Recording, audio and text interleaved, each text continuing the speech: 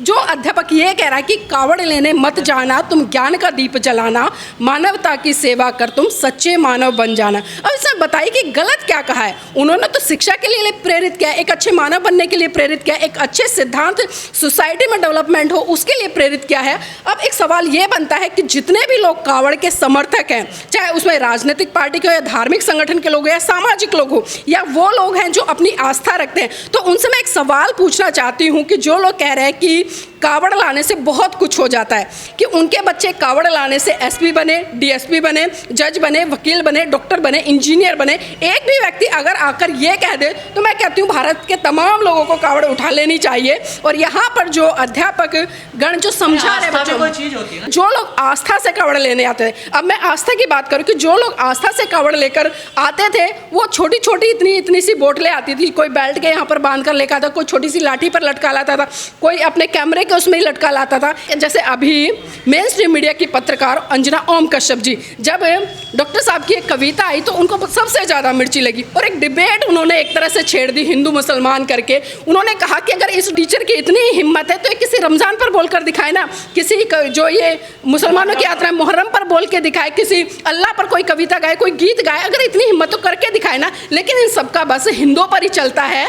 लेकिन मैं उनसे पूछना चाहती हूँ अंजना ओम कश्यप जी से, जो लगातार हिंदू धर्म का एक तरह से वास्ता देती हैं, जो कावड़ यात्रा का समर्थन करती हैं, और वही कावड़ यात्रा जहां पर उत्तर प्रदेश में कम से कम 7-8 हज़ार स्कूल बंद कर दिए गए हैं, बच्चों से शिक्षा छीनने का काम किया जा रहा है, लेकिन वहां पर उनके मुंह से एक भी शब्द नहीं निकलता है, वहां पर वो शांत होकर बैठ जाते हैं। लेकिन जब कावड़ यात्रा के विरोध में कोई भी विरोध नहीं करा है उन्होंने, बल्कि एक कविता दी है और एक वैज्ञानिक सोच।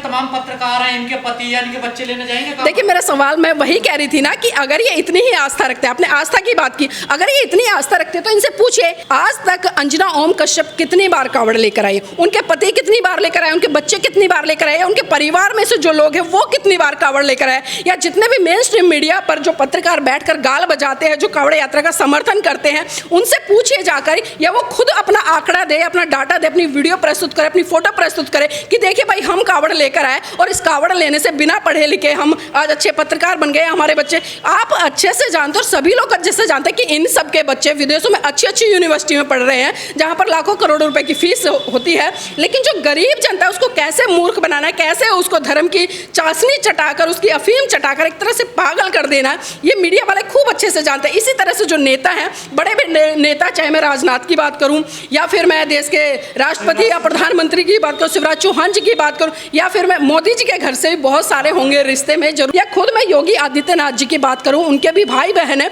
वो कितने कावड़ लेने गए हैं।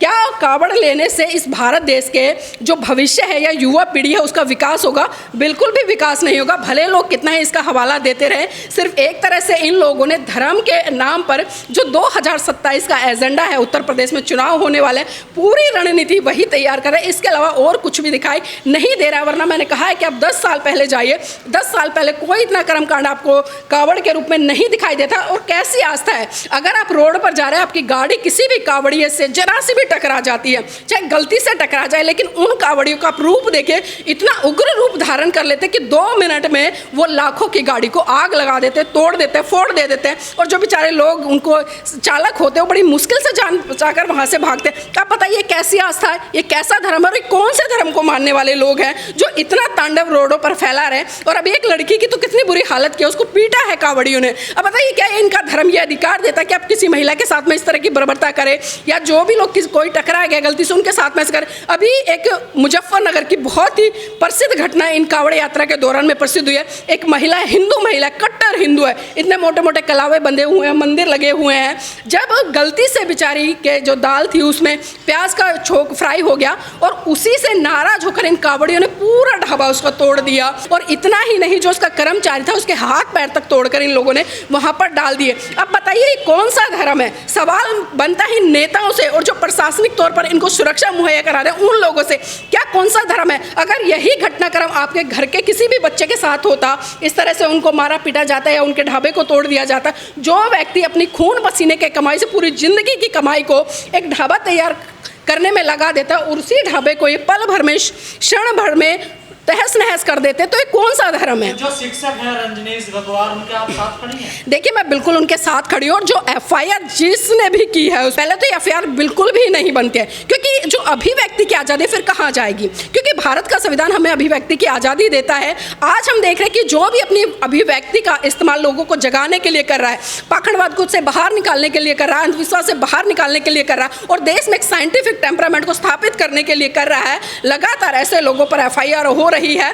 तो एफआईआर से मैं कहूंगी कि डॉक्टर साहब को नहीं डरना चाहिए, और वो तो अब भी कह रहे हैं कि लगातार मैं अपनी स्टेटमेंट पे कायम हूं, मैंने जो भी कहा है गलत नहीं कहा है, बिल्कुल मैंने सही कहा है, और तमाम जो बुद्धिजीवी लोग हैं वो इस चीज़ का समर्थन कर रहे हैं। लेकिन कुछ अंधभक्त ऐसे हैं जो लगातार इस कविता को लेकर बबल। देखिए, मेरे ऊपर बहुत सारी एफआईआर है, एक और सही, और एफआईआर होगी क्या? फांसी तो नहीं चढ़ा देंगे, फांसी चढ़ाकर डरा तो नहीं देंगे कि भाई किसी व्यक्ति की अभिव्यक्ति को छीन लो। ये इतनी अभद्र गालियां देते हैं। अब कावड़ी को देखिए, आपने बहुत सारी वीडियो खुद देखी होंगी, लाठी डंडे चला रहे, माँ बहन की गालियां दे रहे हैं। एफआईआर करनी तो उन पे करो ना, लेकिन वहां पर एफआईआर नहीं होंगी। इतने सारे स्कूल बंद कर दिए गए हैं, एफआईआर करनी तो उन नेताओं पर करो ना। होते हैं जब उनकी कामड़ खंडित हो जाती है ना, देखिए कोई टक्कर मार देता है, उनमें कुछ कर देता है, ऐसा तो नहीं करते। अच्छा, एक बात बताइए मुझे, चलिए, आपने कहा कि उनकी कावड़ खंडित हो जाती है, जितने लोगों को नहीं, आस्था पे सवाल नहीं है। आस्था में और अंधभक्ति में बहुत बड़ा फर्क होता है। मैंने पहले कहा कि आस्था अलग चीज है और श्रद्धा अलग चीज है, लेकिन लोग इसको जोड़कर देखते हैं। आप किसी भी चीज के प्रति आस्था ले आओ, लगातार विरोध करते हैं। अच्छा, ये बताइए मुझे, जो वर्ण व्यवस्था स्थापित है वो कहाँ पर है?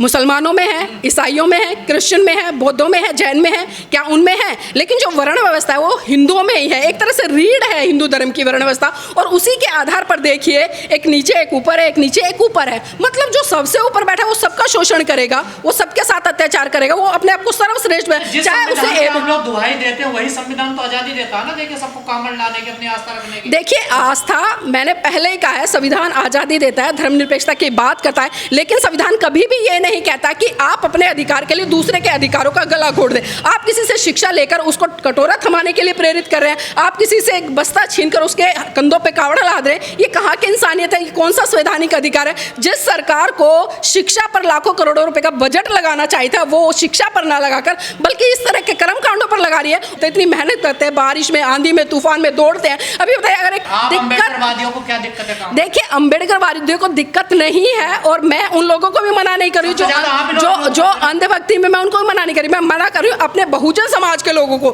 जो बाबा साहब को फॉलो करते हैं, जो कहते हैं कि हम बाबा साहब के नहीं है, मैं उनके लिए बात कर रही हूँ। लेकिन मूर्ख है ना वो लोग जो बाबा, मैंने तो कहा है कि जो लोग बाबा साहब का नाम ले रहे हैं, बाबा साहब की कावड़ बनाकर ला रहे हैं, उनका झंडा उठाकर कावड़ ला रहे हैं, तो ऐसे लोग मैं कहूंगी कि सबसे बड़े मूर्ख हैं। एक तरफ बाबा साहब की बात करते हैं, बाबा साहब की जय जयकार करते हैं, लेकिन दूसरी तरफ उन्हीं को अपमानित करने का काम करते हैं। तो हमें यह समझना पड़ेगा कि जो लोग आज कावड़ के नाम पर सिर्फ धर्म की राजनीति कर रहे हैं, इसके अलावा कुछ नहीं करे, तो ऐसे लोगों से सावधान हो जाइए। सिर्फ एक राजनीतिक एजेंडा है, इसके अलावा कुछ भी नहीं है। देखिए, इतिहास गवाह है, जब जब लोगों ने सत्य को उजागर किया है, उनके खिलाफ एफआईआर होनी ही होनी। और एफआईआर की तो बात छोड़ दिए, जेल की सलाखों के पीछे भी डालने का उन्हें काम किया गया है।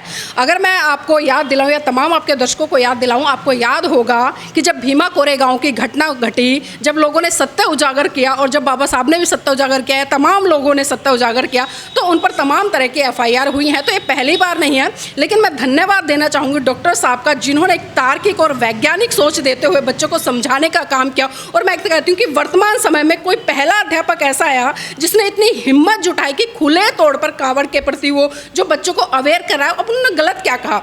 देखिए, जिस तरह से अभी शंकराचार्य जी कह रहे हैं, पहली बार नहीं हुआ है। इस तरह से इतिहास में हम अक्सर देखते हैं कि लोग समय समय पर निकल कर आते हैं और कहीं ना कहीं जो बहुजन समाज के लोग हैं उनकी जांच करने का प्रयास करते हैं। और जो आरक्षण को इनको इतनी पीड़ा होती है इनके पेट में कि आरक्षण को लेकर बार बार ये इस तरह की स्टेटमेंट देते हैं कि ये समाज को भागों में बांटता है। तो सबसे पहले तो जो शंकराचार्य जिस तरह की स्टेटमेंट दे रहे हैं, इनसे सबसे पहले मेरा एक सवाल बनता है कि जो वर्ण व्यवस्था बनी हुई है भारत देश में, एक के बाद एक पायदान, यानी कि 4 पायदान बनाए हैं, तो वहाँ से सारी शुरुआत होती है। और ये इल्ज़ाम लगा रहे हैं संविधान को। संविधान तो पहला ही अधिकार जो हमारा आर्टिकल कहता है कि भाई सभी समान हैं, चाहे वो किसी भी क्षेत्र के, किसी भाषा के, किसी भी जाति के, गोरा है, काला है, समानता सबको दी गई है। लेकिन ये वहाँ पर जाकर बात नहीं करेंगे। और विडम्बना है कि आज़ादी के 77 साल बाद बीत जाने के बावजूद भी आज ये लोग, इनको याद आ रहा है कि जो संविधान है वो इस तरह से बांट रहा है। आस्था हम लोगों को समझ में नहीं आती। आस्था जब तक आप किसी व्यक्ति के बारे में पूरी जानकारी नहीं ले लेते कि वो वैज्ञानिक सोच डेवलपमेंट करने की बात कर रहा है नहीं कर रहा, सच्चाई पर बात कर रहा है या नहीं कर रहा,